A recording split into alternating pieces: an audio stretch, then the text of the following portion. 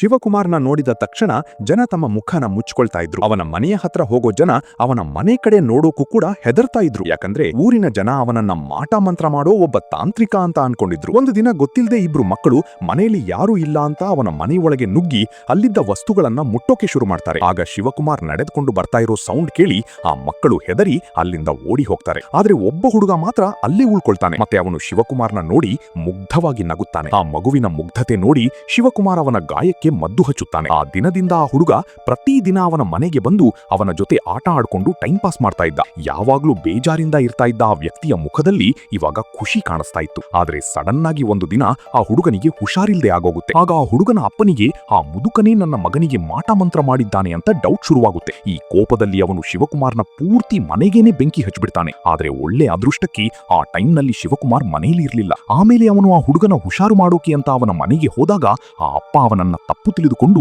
ಸಿಕ್ಕಾಪಟ್ಟೆ ಕೆಟ್ಟದಾಗಿ ಹೊಡೆಯೋಕೆ ಶುರು ಮಾಡ್ತಾನೆ. ಅಷ್ಟರಲ್ಲಿ ಸಡನ್ ಆಗಿ ಆ ಮಗು ಕಣ್ಣು ಬಿಟ್ಟು ತನ್ನ ಅಪ್ಪನನ್ನ ಕೂಗುತ್ತೆ. ಯಾವ ವ್ಯಕ್ತಿನ ಜನ ಮಾಟ ಮಂತ್ರ ಮಾಡೋ ತಾಂತ್ರಿಕ ಅಂತ ಅನ್ಕೊಂಡಿದ್ರು ಇವತ್ತು ಅವನಿಗಿಂದಾನೇ ಆ ಅಪ್ಪನ ಮಗನ ಪ್ರಾಣ ಉಳಿದಿತ್ತು.